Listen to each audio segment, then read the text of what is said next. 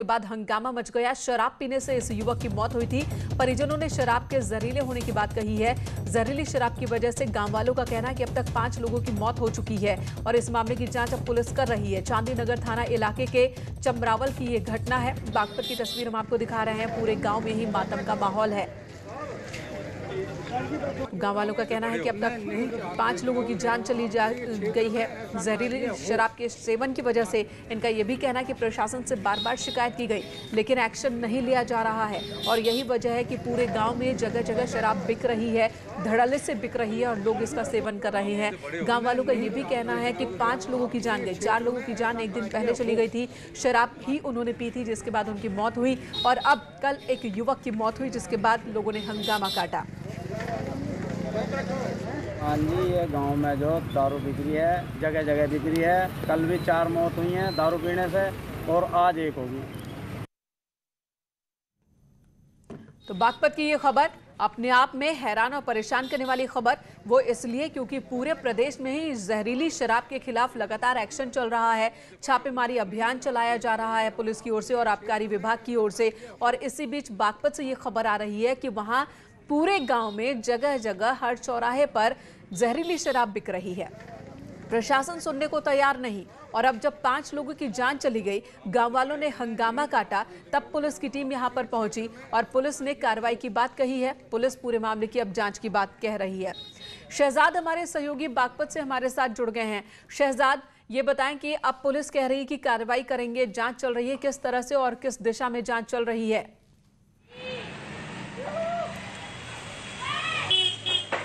देखिए, मैंने कहा चांदी नगर थाना क्षेत्र के चमरावल गांव की घटना है जहां बीते 24 घंटे में 5 लोगों की मौत हो चुकी है। परिजनों का आरोप है कि 5 लोगों की मौत शराब पीने से हुई है और न्यूज़ 18 पर खबर चलने के बाद जो है अधिकारी गांव की ओर दौड़े हैं। एडीएम, एएसपी सहित भारी पुलिस बल जो है गाँव में पहुंचा है और पड़ताल कर रहा है। हालांकि अभी एडीएम बागपत का कहना है कि शराब की बात की पुष्टि नहीं हुई है। जिसका सुबह मौत हुआ है उसका शव पोस्टमार्टम के लिए भेज दिया गया है। पोस्टमार्टम रिपोर्ट के बाद ही जो है मौत के कारण स्पष्ट होगा। लेकिन इसके इतर गांव वालों का कहना है कि गांव में जो ठेका है सरकारी, उस पर हरियाणा मार्का अवैध शराब बेची जा रही है और उसी के पीने से जो है 5 लोगों की मौत हुई है। फिलहाल इस खबर के बाद बागपत जिला प्रशासन में हड़कंप मचा हुआ है और अधिकारी मामले की पड़ताल कर रहे हैं। जी शहजाद, लेकिन सवाल तो ये है कि एक दिन पहले जब 4 लोगों की मौत हुई और गांव वालों का कहना है कि उनकी भी जान जहरीली शराब की वजह से ही गई, तो अभी तक रिपोर्ट क्यों नहीं आई इस मामले में? क्या उन 4 लोगों का पोस्टमार्टम नहीं हुआ था?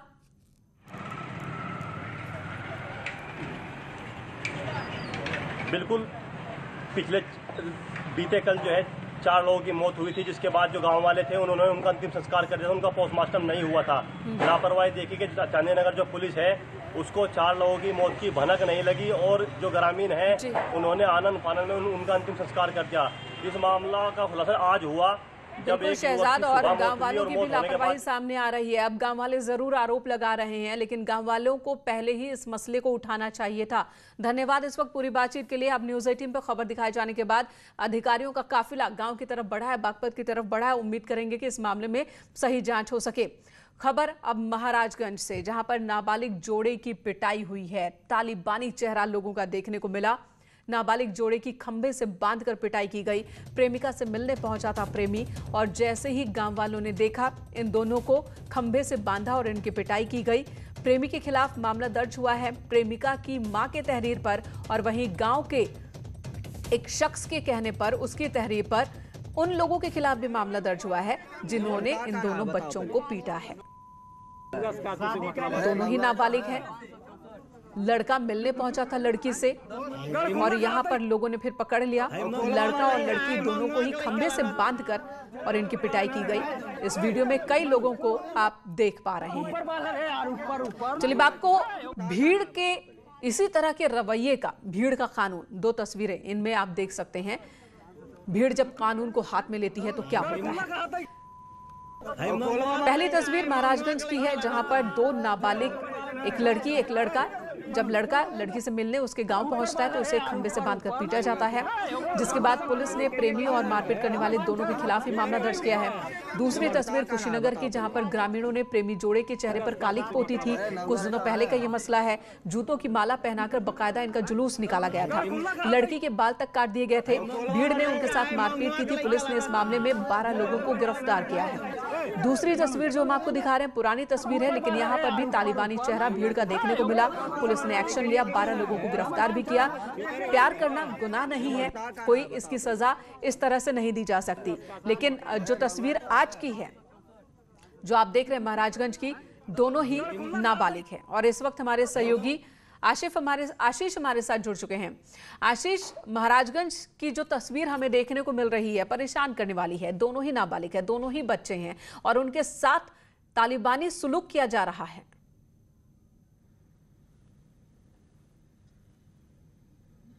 इनका मैं आपको साफ बता दूं कि तालिबानी सुलूक बिल्कुल बंद होना चाहिए और ये लगातार देखने को मिल रहा है, चाहे कुशीनगर हो, महाराजगंज हो या फिर अन्य जनपद हो। महाराजगंज जनपद की जो तस्वीर है वो काफी दुर्भाग्यपूर्ण इसलिए भी मानी जा रही है कि रात में नाबालिग पति जो प्रेमी जोड़ा है मिलने जाते हैं और लोग इस फिराक में रहते हैं और उनको पकड़ते हैं, मारते हैं, यातनाएं देते हैं, खंबे में बंद करते हैं। तो तालिबानी जो सुलूक है वो बंद होना चाहिए। इसको लेकर के लगातार पुलिस की तरफ से और जो प्रशासन है आशीष, बच्चों के साथ जब ये पिटाई हो रही थी तो क्या लड़की और लड़के के पेरेंट्स भी यहाँ थे या किसी के भी पेरेंट्स यहाँ पर मौजूद थे? देखिए लड़के का जो गार्जियन है वो तो यहाँ पर नहीं था, लेकिन लड़की की माँ जरूर थी। वो लगातार दुहाई दे रही थी कि छोड़ दीजिए, मेरी बेटी है, मैं इस बात का फैसला करूंगी। बिल्कुल आशीष, जब लड़की की माँ वहां मौजूद है और वो लोगों को कह रही है कि आपको ये करने का हक नहीं है, मैं अपने बच्चे को समझाऊंगी, तो फिर ये गांव वाले कौन होते हैं जो मासूम बच्चों के साथ इस तरह वहशी तरीके से पेश आए? और इस मामले में सख्त कार्रवाई की जरूरत है इन लोगों के खिलाफ। आशीष, धन्यवाद इस वक्त पूरी जानकारी देने के लिए। अगली खबर आगरा से, जहां पर पति ने अवैध संबंध का आरोप लगाकर पत्नी की पिटाई कर दी। होटल के अंदर उसने पिटाई की है, वीडियो खुद बनवाया है बकायदा इस पति ने और वीडियो वायरल भी हो रहा है। देखिए जरा किस तरह से पति गुस्से में होटल के कमरे के अंदर दाखिल होता है। उसे इस बात की जानकारी मिली होती है कि उसकी पत्नी अपने दोस्त के साथ होटल में मौजूद है, जिसके बाद वो कुछ लोगों के साथ पहुंचता है, यहाँ पर बकायदा वीडियोग्राफी करवाता है। पति और पत्नी के बीच यहाँ कमरे के अंदर पहले नोकझोंक होती है और फिर उसके बाद पति थप्पड़ों की बरसात कर देता है। काफी देर तक वो मारता रहता है।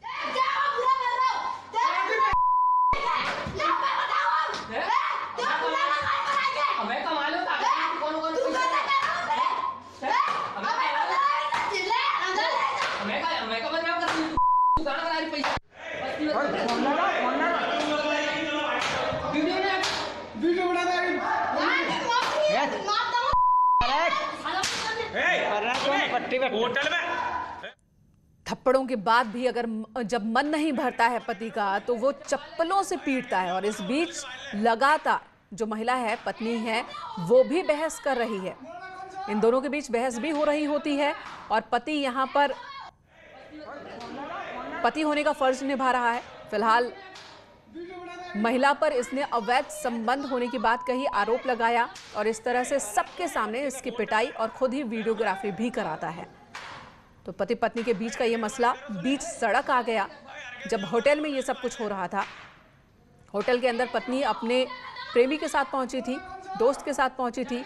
आपत्तिजनक स्थिति में अपनी पत्नी को देखने के बाद अपना आपा खो देता है ये लड़का और उसके बाद पत्नी की पिटाई करता है और उसका वीडियो भी बनवाता है।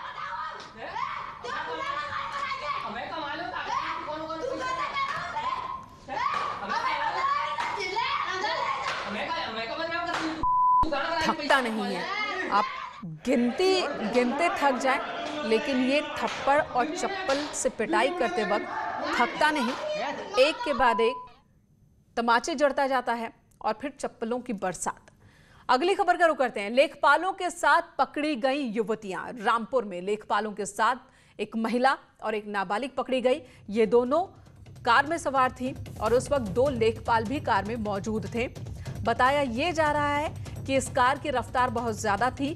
कार की एक दूसरे कार के साथ टक्कर होती है और जैसे ही कार रुकती है ये लड़की और महिला चिल्लाने लगते हैं, जिसके बाद वहां मौजूद लोग इस मामले को समझने की कोशिश करते हैं। तब महिला ने आरोप लगाया कि लेखपालों ने नौकरी देने के नाम पर इन्हें बुलाया था और जबरन कार में बैठाया था। इनसे वादा किया गया था कि इन्हें घर बैठे काम दिया जाएगा और इसी वादे के साथ इन्हें मिलने के लिए बुलाया गया था। रामपुर के तहसील सदर का ये मामला है कि हम आपको काम देंगे, घर बैठे काम मिलेगा। जो सर काम के पर्पज से कि हम आपको काम देंगे, घर बैठे काम मिलेगा। जो लड़कियों की शादी के 6 महीने पहले जो पैसा मिलता है और 6 महीने बाद भी मिलता है, तो उसके लिए बोले आपको घर बैठे काम मिलता रहेगा और आपको इसमें भी कमीशन मिलता रहेगा। जो शादियों का पैसा मिलता है, विजेंद्र सिंह ने बोला। फिलहाल इस मामले में भी जांच के आदेश दे दिए गए हैं। उन्होंने बताया है कि उनको जो वो उसको किसी काम से जो है उनको लेके आ रहे थे गाड़ी में, और उन्होंने गाड़ी थोड़ा तेज चला रहे थे। चिल्लाने गए, हम लोग डर गए, तो हम चिल्लाने लगे, फिर यहाँ भीड़ लगे, इतना झगड़ा वगड़ा हो गया। कुछ लोगों ने गलत सोचा, झगड़ा वगड़ा उसी में हो गया। ठीक है, अब हमको जो एक उन्होंने लिख के दिया है व्यवहार कार्य अपना कर दे रहे हैं। और खबर गौतम बुद्ध नगर से, जहां पर हत्या का सीसीटीवी फुटेज 2 दिन पहले हत्या हुई थी और सीसीटीवी फुटेज अब सामने आई है, जिसमें रिटायर्ड दारोगा के बेटे की हत्या किस तरह से हुई वो साफ साफ नजर आ रहा है। 3 हमलावर हैं जो कि इस वीडियो में दिख रहे हैं और दिख रहा है कि बीच बाजार रिटायर्ड दारोगा का बेटा वहां मौजूद था एक दुकान पर, और तभी 3 लोग आते हैं, उसे पीछे से पकड़ते हैं और जब वो भागने की कोशिश करता है तो उसे चेज करके वो पकड़ते हैं और वहीं पर चाकुओं से गोद कर उसकी जान ले लेते हैं। इलाज के दौरान मौत हो गई इस शख्स की, लेकिन इस वीडियो को देखने के बाद कई सवाल उठ रहे हैं।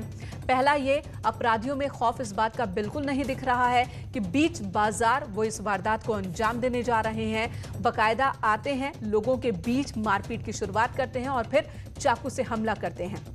दूसरा ये, बड़ी संख्या में लोग मौजूद हैं, बावजूद इसके कोई भी इस शख्स को बचाने के लिए आगे नहीं आता है, बल्कि अपनी अपनी दुकानें बंद करके सभी भाग निकलते हैं। जो लोग इस गली में होते हैं, 1 मिनट पहले तक वो पूरी गली देखते ही देखते सुनसान हो जाती है, खाली हो जाती है और तड़पता हुआ ये शख्स वहां बचा रह जाता है, जिसे बाद में हॉस्पिटल ले जाया गया, लेकिन उसकी जान नहीं बची, उसकी जान चली गई।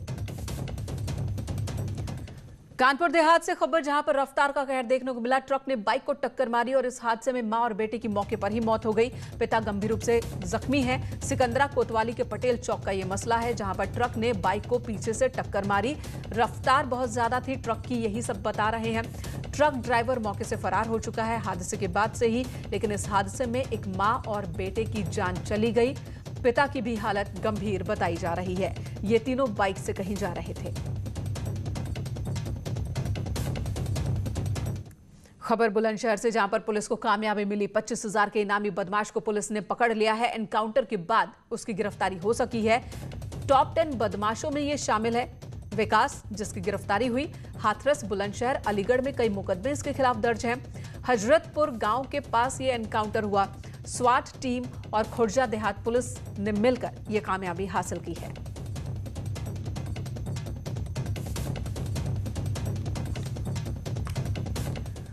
सीएम योगी आदित्यनाथ के आज कई कार्यक्रम हैं, तो चलिए आपको बता दें कि आज सीएम का क्या क्या प्रोग्राम है। आज सीएम सुबह 10:30 बजे टीम 11 के साथ मीटिंग करेंगे, जिसमें वो कोविड को लेकर किए जा रहे इंतजामों की समीक्षा करेंगे।